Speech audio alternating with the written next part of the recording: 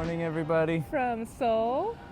So today's our second day in the country, and a lot of you probably already know, but the first day in a country is usually a very expensive one. Yeah, like hundreds of dollars. Yeah. So today what we're going to do is just kind of walk around and find some of the free or less expensive things to do in Seoul. And for starters, this cathedral looks really, really cool. It's like 100 years old and it's beautiful and there's so many people here. Yeah, and the weather's really nice today. Oh my gosh, so. it's perfect. I'm so excited.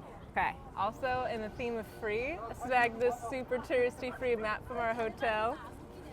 And look how big this city is. That's where we are. And I think we're just gonna explore this area today a little bit. But look how many bridges Seoul has. That's insane. So here's the cathedral. It is over 100 years old. Yes, from the 1890s. So. Pretty cool. Right in the middle of Seoul. I love it. Yeah, it's very, very pretty. Looks very European. Usually we do Tia for scale and like go in and check it out, but there's actually someone getting married over here and we don't want to be too obnoxious. So instead we're gonna go grab some lunch. There's the bride going in. Congratulations. So one of our commenters actually told us about a, was it like a toast place? It's like a coffee shop toast chain called Isaiah Toast. It's supposed to be really inexpensive and really good though, so we're making our way there. But man, Seoul is busy. There's so many people here and they're all just, I don't know, just going about their day and they all are dressed so nicely. Yeah, Making me a people little dress really self-conscious. People are really stylish here. Yeah. Okay, here's the place. I think maybe we called it Isaiah Toast back there, but it's definitely Isaac Toast. Tia called it Isaiah Toast. We got food. It's about $6.80. Not bad for 2 sandwiches and 1 coffee that we're splitting. There was a sign outside that said that we're not allowed to eat there though. And there's a little bit of a language barrier, so we didn't want to do anything rude. I think we're just gonna go back to the cathedral, yeah, and the park around there and eat. So I got just a plain ham and cheese sandwich. It was the cheapest sandwich on the menu. I think it was $2. It is very hot. The sandwich and outside right now. Let's see.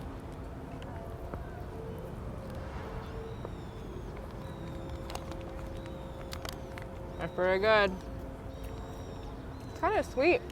Kind of like frosting or like it's got a sweet glaze on the inside. So it kind of tastes like French toast with ham and eggs inside of it. I'm not complaining, it's pretty good. So we got the same thing except mine has potato in it. Because potatoes are amazing and they're a little bit more difficult to find in Vietnam.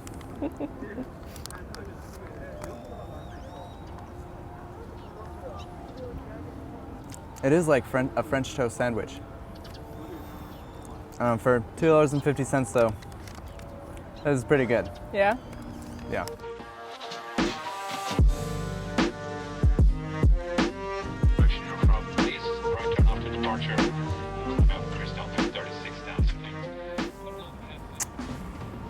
So we were just packing up from lunch and a lady correctly guessed that Tia was part Japanese. And then she started following me downstairs. Yeah, she was really upset at her for some reason just for being Japanese. That was super strange. Nothing like that has happened to us on this trip, so that was weird. Okay, I know Japan and Korea aren't getting along right now, so I understand.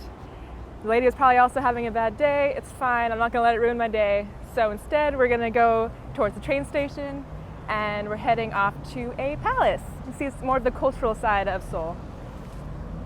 Okay.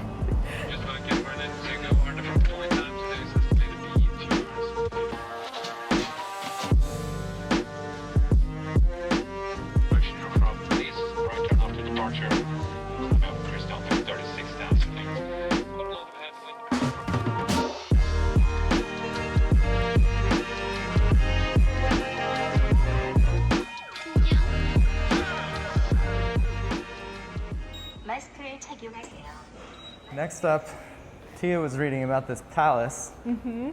And you're supposed to be able to get in for not that much money, and it's supposed to be very, very cool and old, right? Yes, it's pretty old. I need to do more readings. I don't know how old. We are currently in the train station. I'm gonna catch subway. I think it's only like 3 stops away. It's not too far. Yeah. And the subway here, by the way, is insanely inexpensive. It was like $4 to ride the train for an hour from the airport into town. Oh, yesterday, yeah. It was so cheap.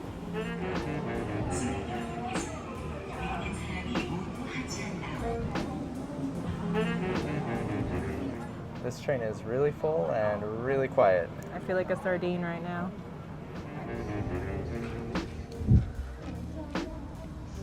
So this is Gyeongbokgung Gyeongbokgung Palace. So there's one of, I think, 5 grand palaces here in Seoul.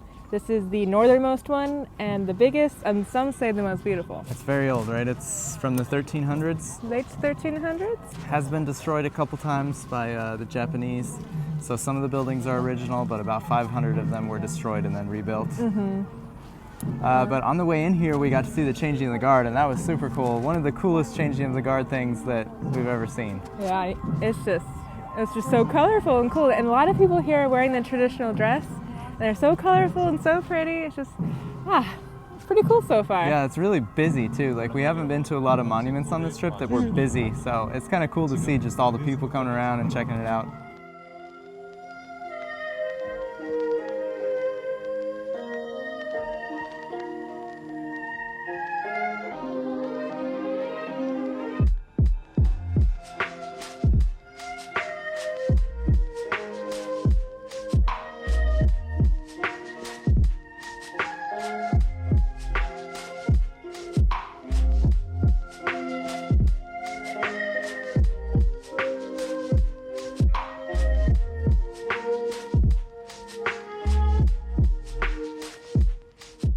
The sheer scale of palaces like this are insane. This one is really well thought out too. Back here, you just have mountains and nature right behind this really cool palace. And then directly across the courtyard, city back there. Oh, that's actually Tia. There's city back there, yeah. It's so cool because when you're inside of it, it just makes you feel small and like you're in like a different part of the city. But then you just look up and then there it is. So we stopped here by this really nice pond with some ducks in it, and we're just duck watching. It's really peaceful. I love all these little ponds everywhere. There's this little pagoda in the middle. Really nice.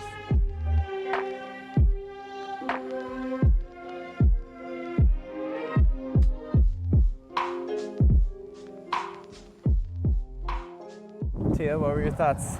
That was pretty cool. And for the price, you got to see so much. I don't even know if we saw it all.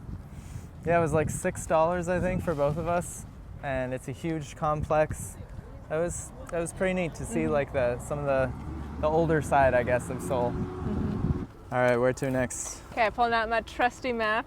Not that we're actually using this to navigate, we're still using our phones. But, okay. So we're here. And we're going right there. On this map, it's like two steps away. I think it's actually like a 20-minute walk. But it's a old style, like old traditional Korean village. I think the people still live there. And you can just kind of walk around the neighborhood and look at the buildings. And maybe they have snacks and drinks, because I'm very thirsty.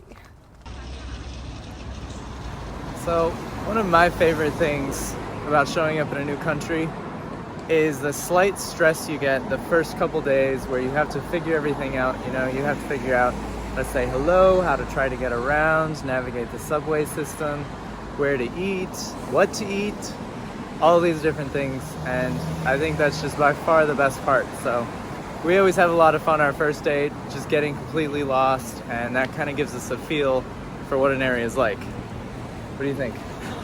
Definitely spent a lot of money just trying to figure things out and set everything out. But it is fun, like the feeling of the newness of everything.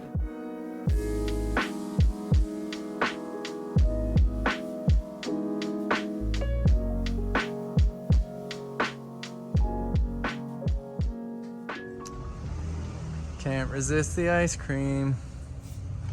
How is it? So good. It got grape flavored. So this street looks really cool.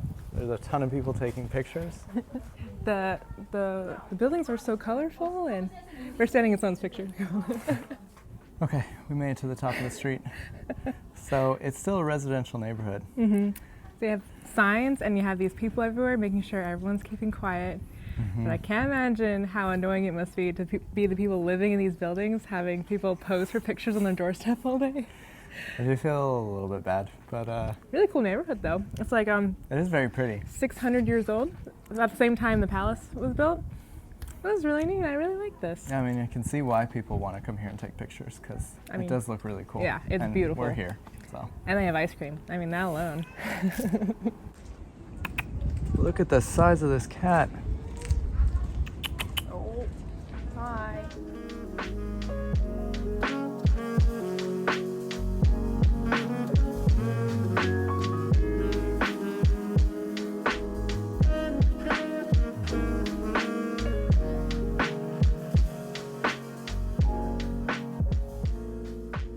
Okay, we forgot to say that this place is called Bukchon Hanok Village. It means northern village, and Hanok is the name of the traditional houses. And it was really cool. I'm glad we were able to make it this way. I think right now, though, we're going to catch the train back to our hotel and then find some dinner because it's evening now.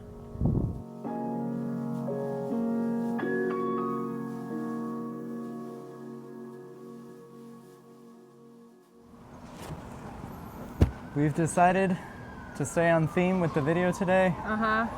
We're going to do a picnic. Using 7-Eleven food.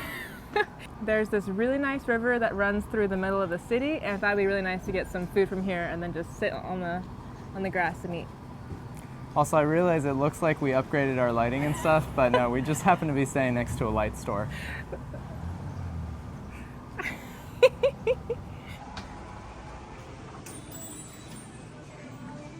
So like Thailand, the 7-Elevens here have so many options of like food and drinks, and it's just so clean and brightly lit.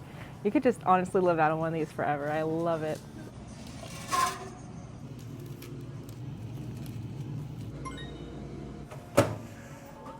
We're cooking our own dinner for once.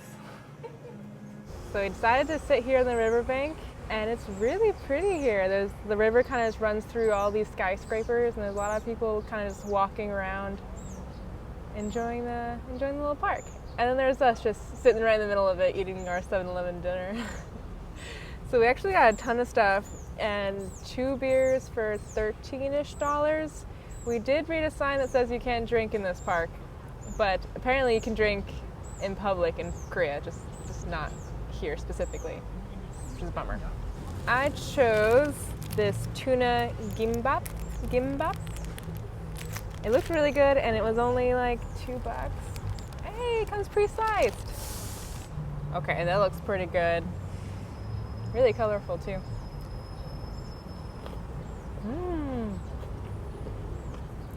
That was really crunchy.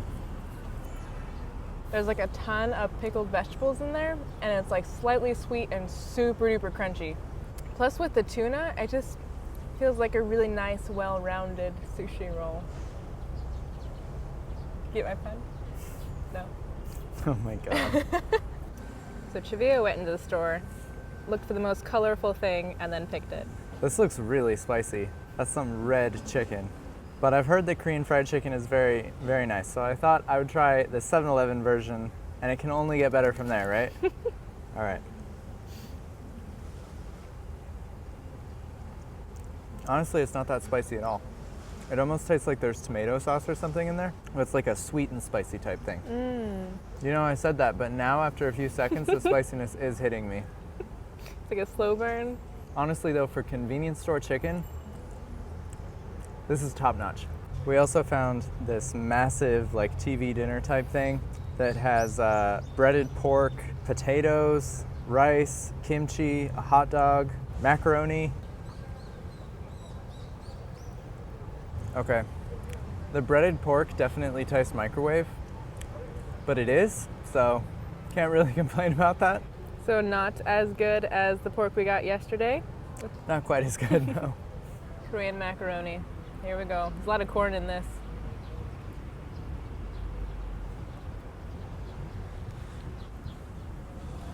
Okay. It's sweet and mayonnaise-y and corny. Not my favorite, but it does have good texture. Overall today, we only spent about $30 besides the hotel, so I would call that a success.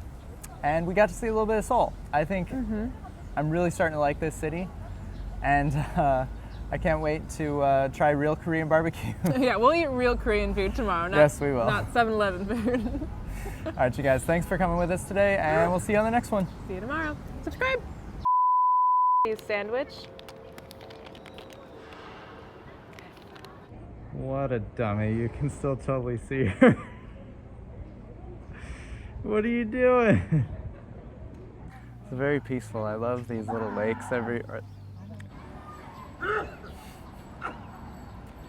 What in the heck is this thing? Ew. Oh my gosh. It's creepy. That's Tia every time she hasn't had sugar in a little while. Oh my god. No.